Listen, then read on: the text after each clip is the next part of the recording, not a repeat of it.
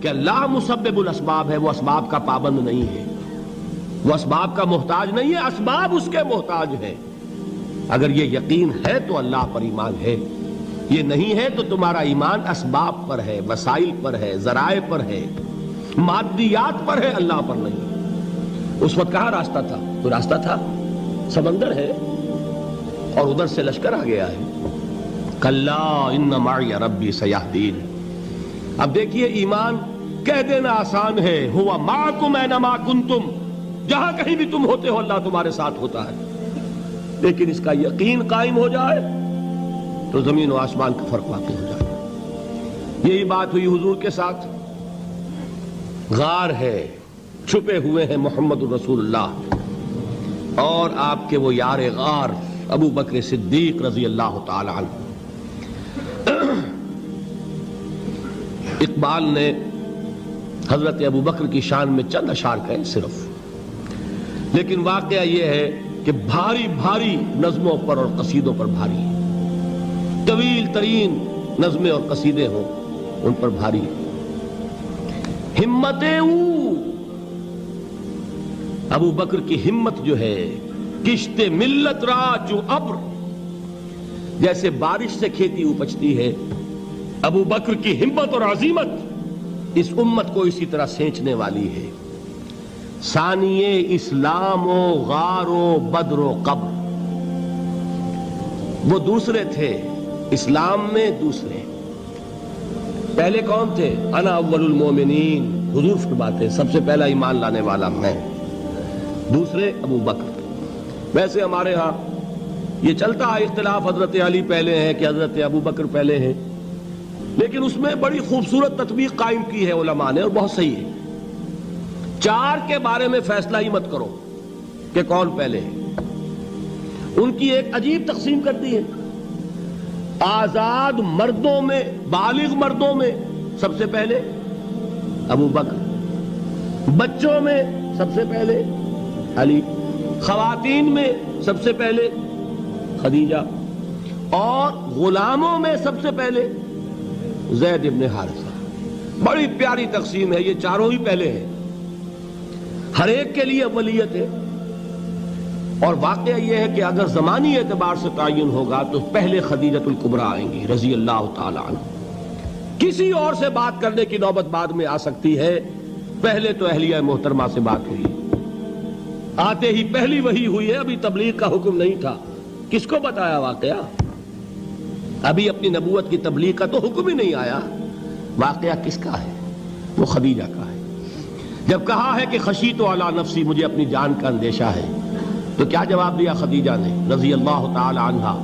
وہ صدیقۃ الکبریٰ ہے۔ صدیقات جو ہے خواتین، ان میں چوٹی پر خدیجۃ الکبریٰ ہے رضی اللہ تعالی عنہا، اور صدیق جو مرد ہیں ان میں صدیق اکبر ہے ابو بکر صدیق رضی اللہ تعالی عنہ، لیکن صدیقات میں چوٹی پر۔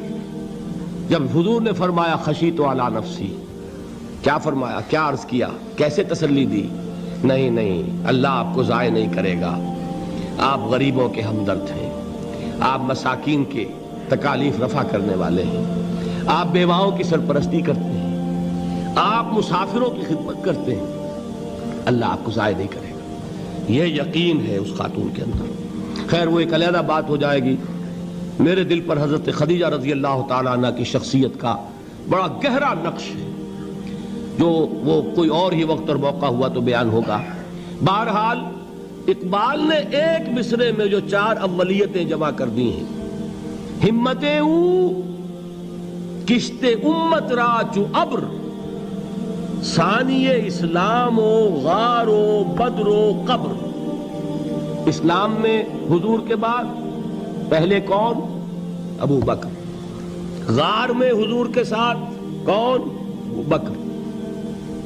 بدر کی رات اللہ کا رسول سربسجود، وہ جھاڑ، وہ گھاس پھوس کی جو جھوپڑی بنائی گئی تھی، اور وہاں تلوار ننگی لے کر پہرا دینے والا کون؟ ابو بکر۔ اور اس حجرہ عائشہ میں محمد کے بعد سب سے پہلے دفن ہونے والا کون؟ ابو بکر رضی اللہ تعالی عنہ وصلی اللہ علیہ وسلم۔ وہ جو معاملہ میں سنا رہا تھا غار ثور کا، حضرت ابو بکر بھی حضور کے خیال سے لرز گئے ہیں. آپ کو یاد ہوگا کہ جا کر پہلے تمام جتنے سوراخ تھے انہیں بند کیا ہے. ایک سوراخ رہ گیا تھا جس کو بند کرنے کے لیے کوئی کپڑا نہیں تھا. وہاں اپنی ایڑی رکھی ہے. تب کہا ہے حضور سے تشریف لائیے, اور اپنے زانو پر حضور کو لٹایا ہے. اور وہاں کسی موذی جانور نے کاٹا ہے. حضور کی آنکھ لگ گئی تھی.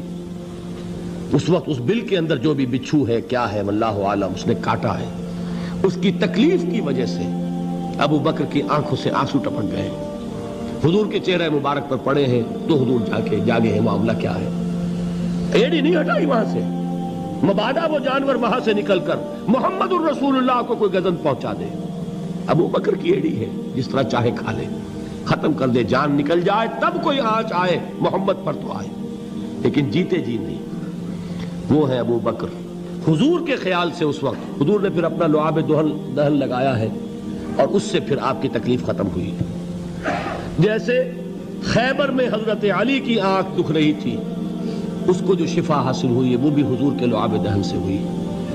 تو بہرحال اس وقت انہوں نے کہا ہے کہ اے نبی یا رسول اللہ, اگر اس وقت ان میں سے کسی نے غیر ارادی طور پر بھی اپنے قدموں کی طرف جھانک لیا تو پکڑے جائیں گے. کیا جواب تھا اللہ کے رسول کا؟ لا تحزن